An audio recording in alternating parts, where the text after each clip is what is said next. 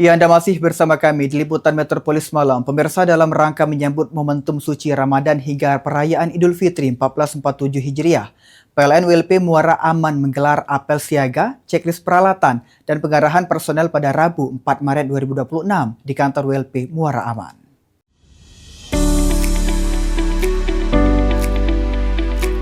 Langkah ini menjadi bagian dari strategi pengamanan pasokan listrik selama masa siaga Ramadan dan Idul Fitri, periode krusial di mana kebutuhan listrik masyarakat meningkat signifikan.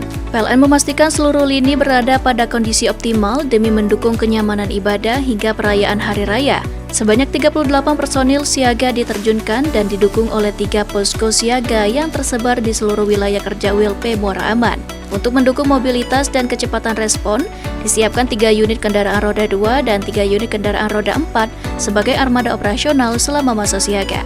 Kegiatan dipimpin langsung oleh manajer ULP Muara Aman, Agung Subekti, serta diikuti seluruh tim leader, personil teknik, dan pelayanan. Pemeriksaan dilakukan secara menyeluruh terhadap alat pelindung diri APD, grounding set, peralatan kerja teknik, perlengkapan pengamanan, material cadangan, hingga kendaraan operasional. Setiap item dicek dari sisi fungsi, kelengkapan, hingga administrasi pendukung untuk memastikan seluruh perangkat dalam kondisi prima dan siap digunakan kapanpun dibutuhkan.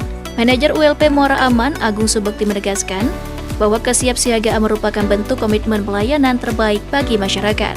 Selain pengecekan teknis, pengarahan juga menitik beratkan pada kecepatan respon, penguatan koordinasi tim, serta konsistensi penerapan prinsip keselamatan dan kesehatan kerja K3 dalam setiap pelaksanaan tugas.